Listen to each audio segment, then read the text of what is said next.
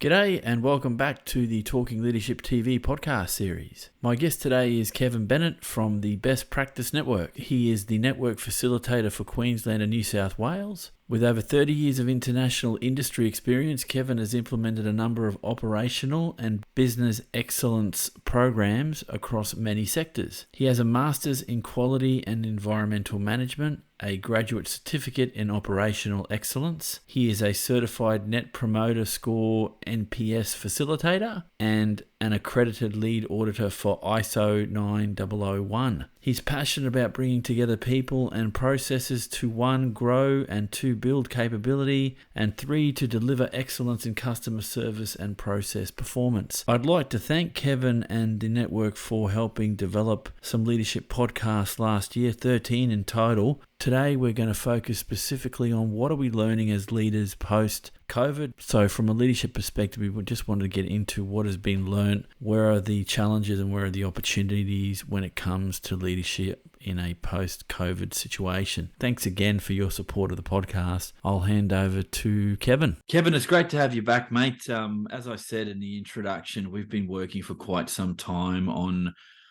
jointly branded podcasts around this leadership topic area. And let me start at first principles here. We've had what we've experienced through COVID for the last 3 years. What's your big picture sense of how that's impacted leadership from your perspective, mate?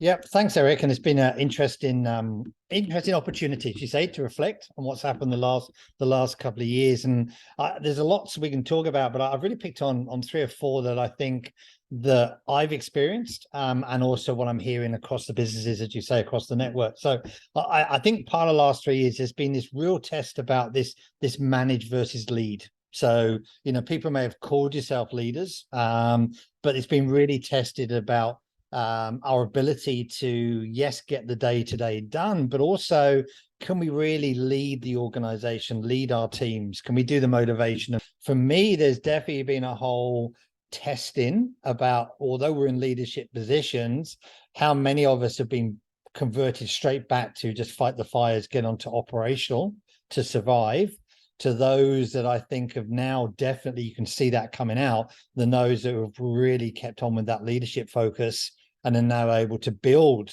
on what's happened over the last couple of years. So definitely for me, there's this real, but I also think it's an opportunity, which I'll come on to a bit later, is there's a lot of organization realizing there may be some gaps in their leadership, which they now need to pick up on and maximize in the future.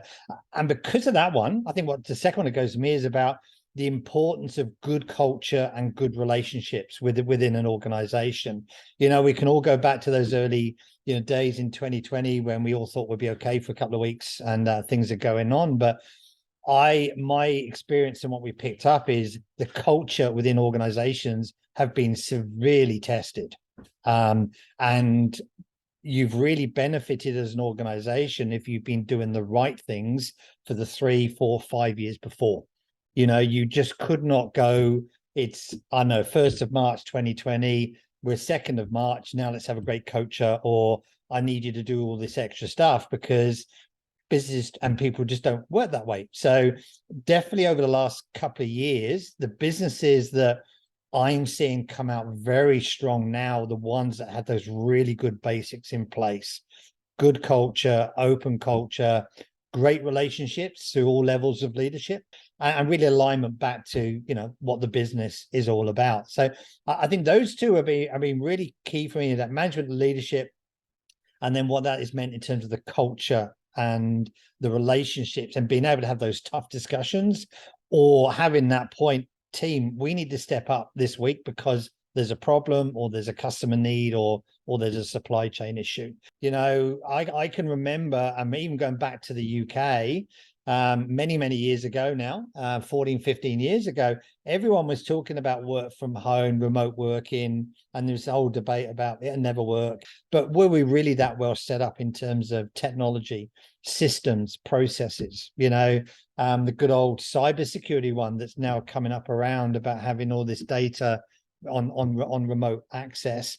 But that goes back to me to the management and the leadership stuff. So a lot of, and I think this is where a lot of companies got caught out, is is a lot of people in leadership positions struggled to lead their teams remotely because they didn't have that command control. I weren't there in the office. I weren't able to follow things through. So in terms of, I think ultimately, and I think once we get the right hybrid model working in terms of this remote working, I think there's a big upside. But we've got to work out what is the right level, and what is the right way of working. And some jobs need to do it, some jobs don't need to do it, as we know. And I fully respect those people that had to stay in and go in every day, despite everything else. But I think there's an opportunity here to get some real upsides if we can get, and it's really pushed technology, where we were with Zoom, with other, technology leaps have been massive in the last 12, 24 months. And I don't think we would have got there if we hadn't had what we had. So I'm hoping to pick up. I'm coming out of this COVID is quite optimistic for us. And I think that where we'll come up as we go through. The last one for me, though, I think, is the whole governance and cyber and, the way we're dealing with it. I think we've been a little bit exposed, like you say, with remote working, with technology, with some of the systems that we've got.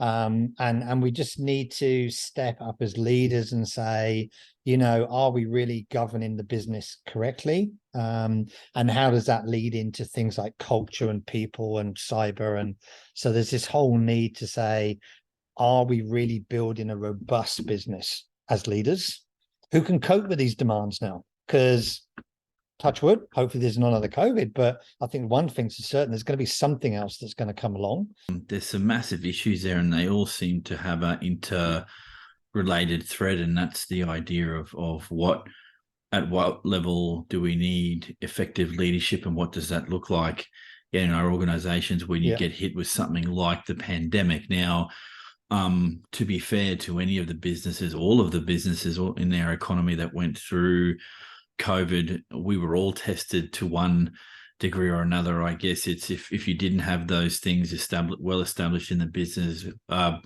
productive, positive culture, good relationships across within and across organizations, that idea of when do you manage and when do you lead, and is a manager really a leader performing two functions simultaneously, leading and managing, and trying to be innovative and looking for innovation where they can, versus the implementation of what does a new working environment look like. So the remote working, hybrid working topic that you brought up.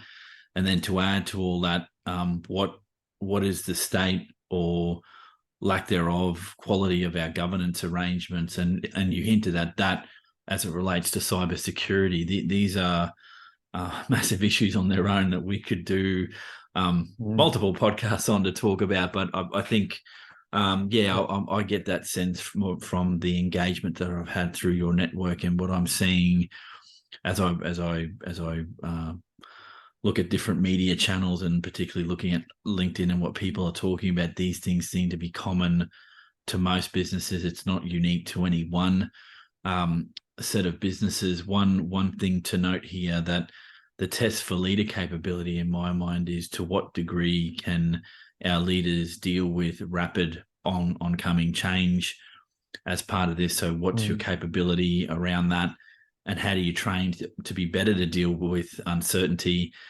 And then the bigger one for me, and I think you've hit it on the head, even though you didn't frame it this way, but I think we're not talking at cross purposes here, mate, is this idea of tolerance of ambiguity.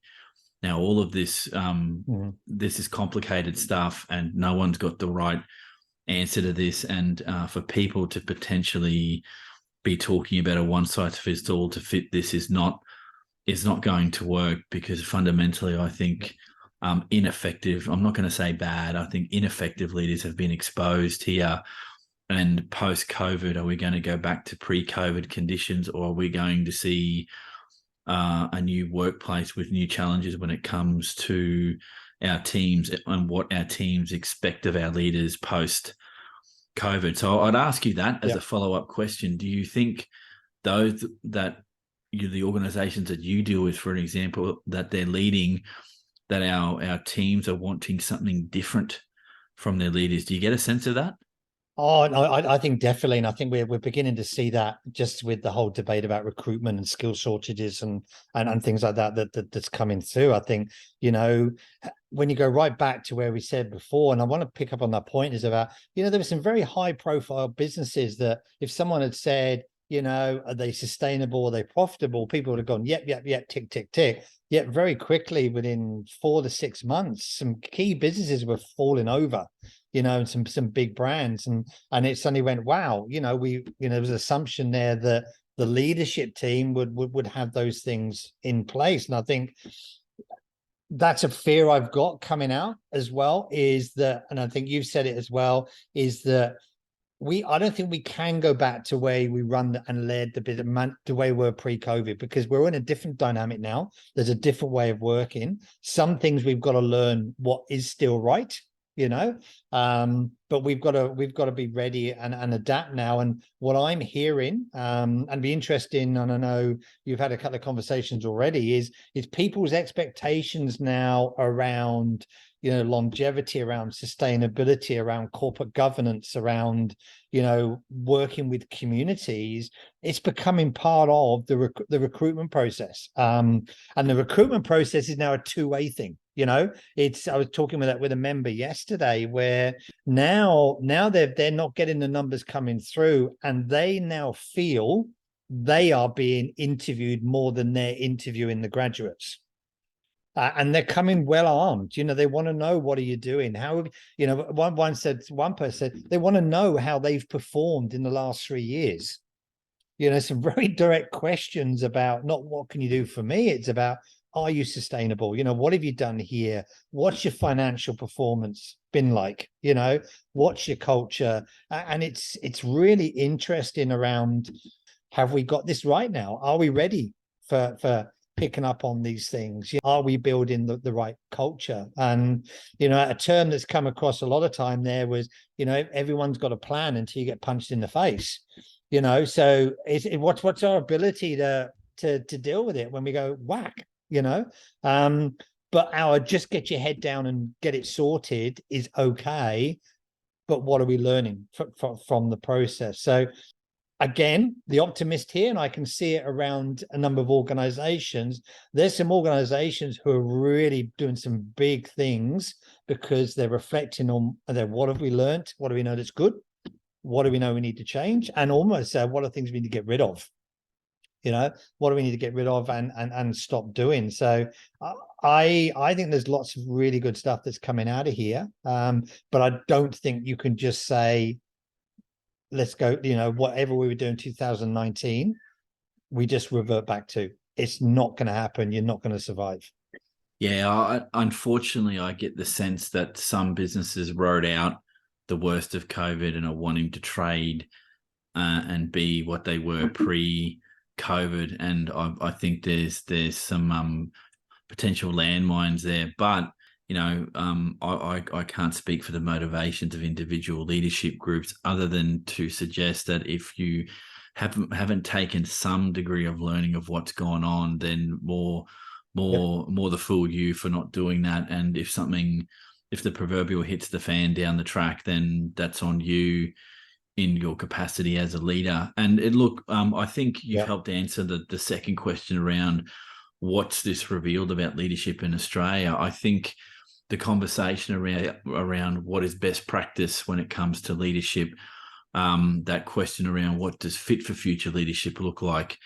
I think agility in thinking, a tolerance for those things that are going to be ambiguous in your environment, understanding what strategy looks like, understanding that there is a need to interpret as best you can what future opportunities look like.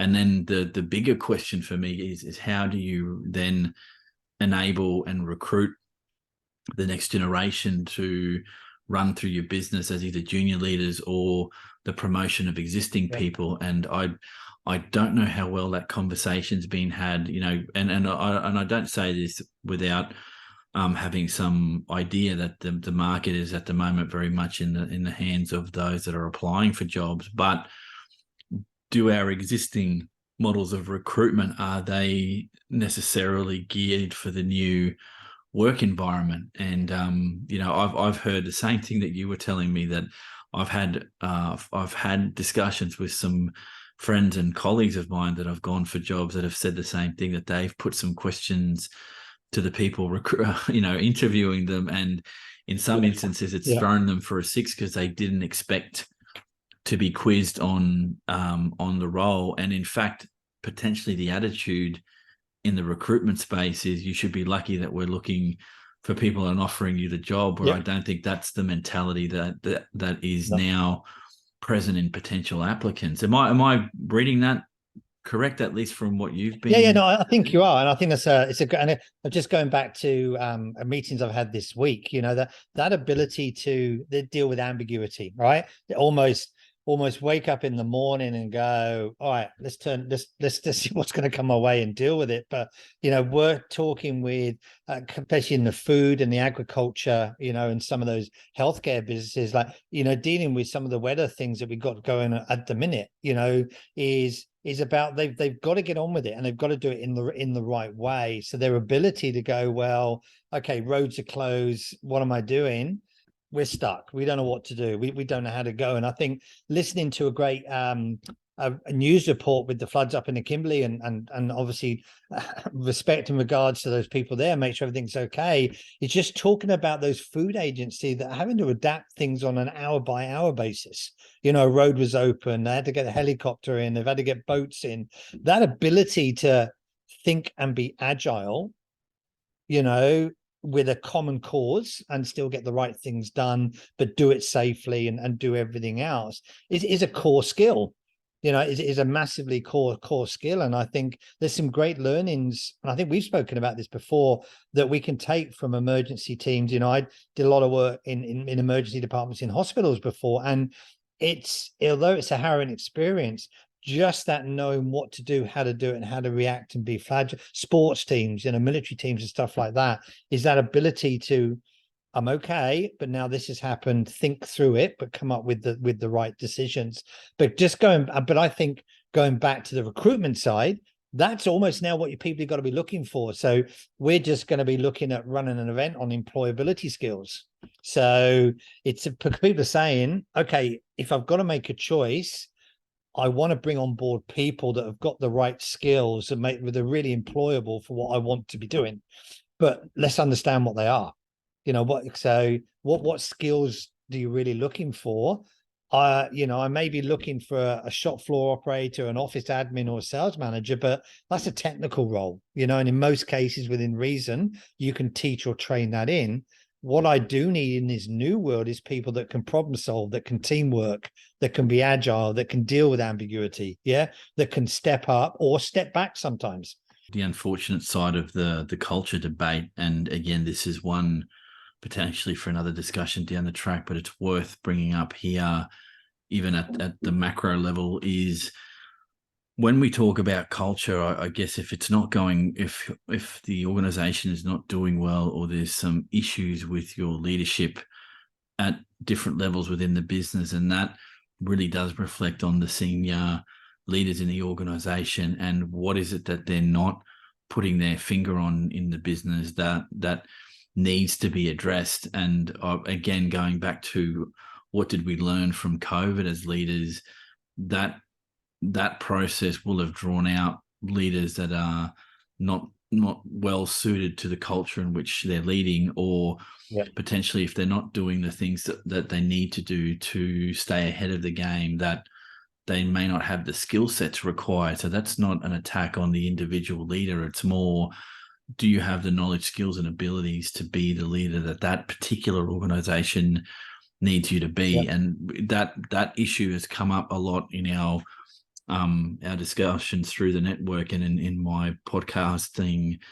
What came up quite strongly for me out of that is, if you don't learn from that, you're just going to repeat that mistake, or you're going to leave that organization and take potentially toxic thinking around this to another organization. So the fact that you're telling me that businesses are looking at what are the skill sets we need and what can we train in-house is in some ways a qualitatively different way to recruit, or at least plan for what do you need in your business going forward, and that can lead hopefully productively to understanding what skill gaps your current workforce has that you can either train up or Yep. that you need to buy into the business into the future. So yeah, no, I'm hearing what you're saying. A lot of our leaders, managers are in those positions purely because of tenure, or they're in the wrong place at the right time, or so a lot of these leadership positions, and don't get me wrong, there are some very good ones there, are there not necessarily because of their great leadership skills. They're just there because it's tenure and everything else. So we've got to be fair on that. They're there and almost trying to do a great job, but they've not been given the support either. And you think some of those people have had to deal with COVID, supply chain, weather issues. The amount of people I talked to who literally said started this great new job in Jan 2020, and within the first 10 weeks dealing with a global pandemic. Well, where was that in the job description? Or where was that in the training package I did last year?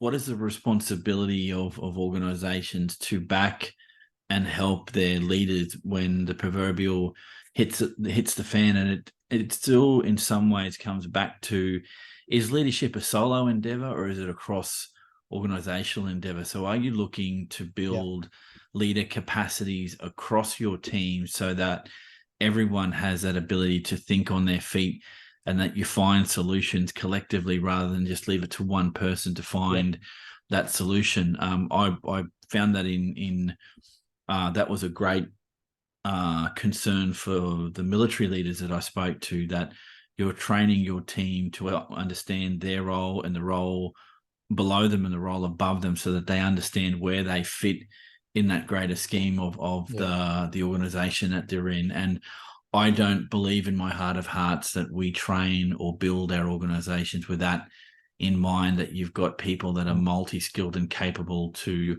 fill in the gaps, so to speak, when that needs to happen. And there's hundreds of reasons for that. But I think optimally, if you're going to build high functioning, high performance teams, you need them to be able to step up when they need to step up, or that you don't just make which I think personally is a wrong assumption, that there are fixed leaders and then everyone else is a follower. I think we all have that responsibility to some extent, and that's going to be proven, and it's being proven now in the disaster zones in the Kimberley, and our thoughts go out to the people living in that region, that the people that are trying to help are not doing it on their own. They're doing it in teams and trying to work out how we deal with some of these issues when we can't get past a flooded road. What do we need to do to get the best outcome? So I'm hearing you, mate. I'm hearing you. Kevin, final area to discuss, if we can, is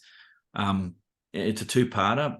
Positives that came out of COVID, if you can quickly run through a few, and then what you think are still the challenges ahead.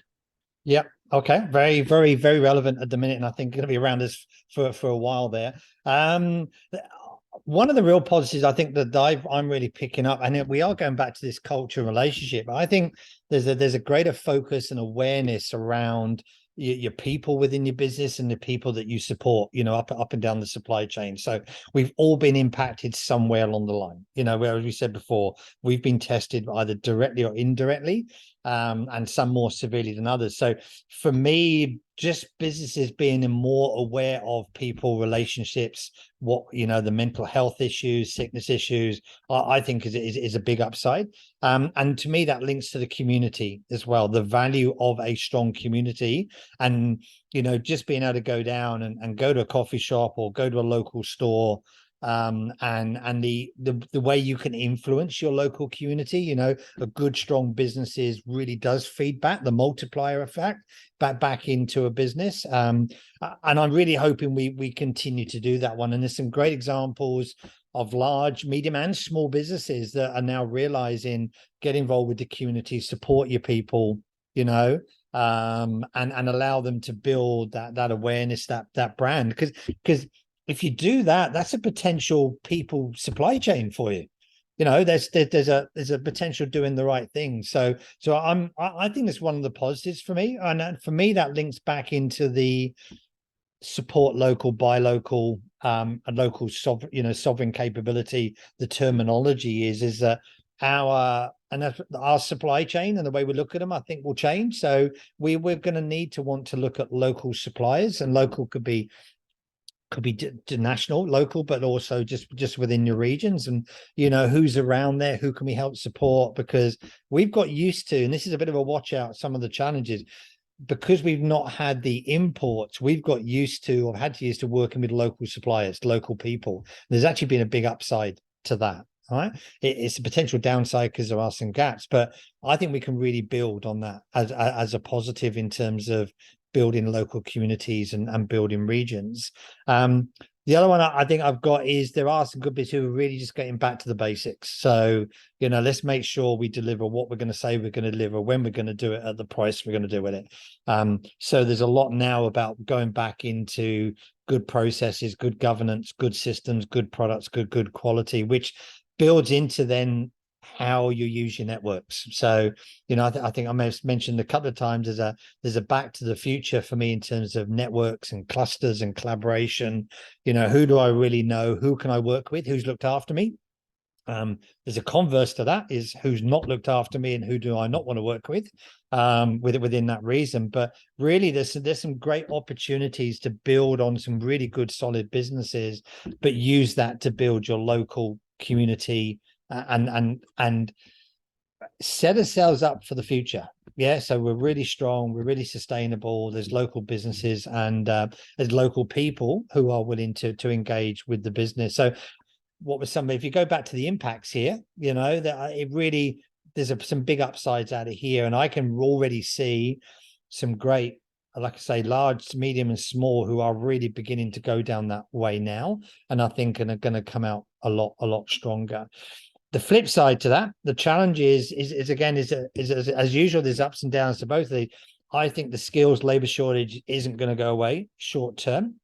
But I think we have to realize that and understand that that's something now that you can say, so what can I do better? So now we're back to our recruitment policies, our retention. So how well do we develop our own people? Yeah. How well do we keep our own people? Who have we got the right people in the same time? The general people shortage is really going to challenge again our leadership teams in about how they handle that, because chasing the money is not working anymore, and we're hearing that is that wages is still important. It'll always be important, but as we said earlier, that's not the be all and end all. A wage is almost, it's like a commodity. If you're not paying X amount an hour, I'm not even going to look at you in terms of a job. But once you've got me over that barrier, I'm now going to want to know all these other things about life, way of working, promotion, development, capability type issues. So skills and labor shortage, I think, is something that's about another topic we could talk about, because we're now back to migration, back to training and education systems, and obviously closing the gap. So I think that one's still going to be around, but we can do some good things. The supply chain is going to be ongoing.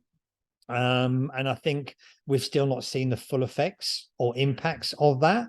And I'm not convinced everything's going to come back. So we're I think some supply chains import wise, I don't think they're going to return, because if they've come out of Europe or other countries, they're not going to be sustainable anymore, because they've just fallen over.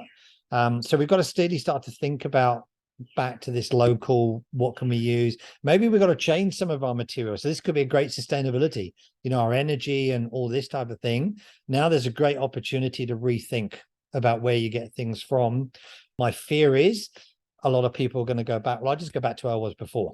I'll just go back to buying in bulk. Yeah. And then we lose all that goodwill. We lose all that local support. And I think that's, I always tell business now, do the right things now, so you make it difficult for when your customer has to make a choice. Yes, they may want to save 2 cents an item, but they look at it and go, yes, but I save 2 cents, but I lose great customer service. I lose a relationship, I lose flexibility.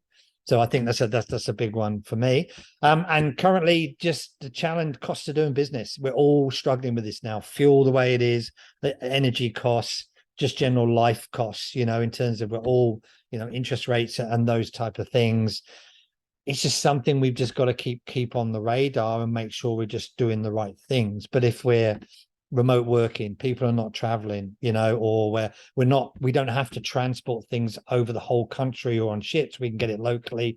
I think we can do, but we've got to think holistically here, because ultimately we still need people in the communities there so they can come and work for us, therefore that we can give back to the community. So I still think there's more upsides than downsides. If from a leadership perspective, we have that bit of humility and we have that bit of be willing to be agile and work. It's a whole of business coming together, not just one leader trying to make all the decisions. Yeah, no, I can definitely see where you're coming from, mate. And in fact, one thing that strikes me as interesting here is that without you saying it, there's an innovation challenge there waiting for people to take a hold of. When you're talking about things like reducing cost of production, buying local, sourcing local. I think that kicked off around midway through, in my mind, at least from the industries that I was keyed into around supporting local and buying local to future-proof yourself from other shocks. Now, like you said, there may be some things that you can't get local, but that then creates that scarcity and that opportunity for someone to step into that gap and go, well, why can't we do this? Have we thought about doing something else? And that will provide those opportunities that you talk about. And like you, I don't want to look at stay stuck in looking at the negatives here, but it's trying to understand the whole picture. And there are some things that we need to look out for from a leader perspective, most of which in my mind still is your team.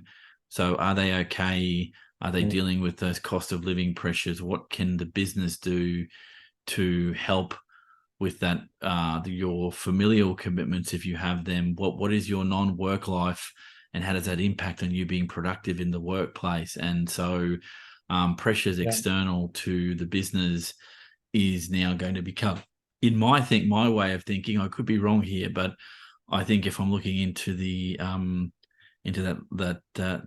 looking into the future and trying to be a Nostradamus on some of this, is looking to see that the health and welfare of your people is becoming more important to you, is going to be something that potential employees and current staff are going to be judging you on into the future. Because what keeps some people in roles is, has X business shown a commitment to me?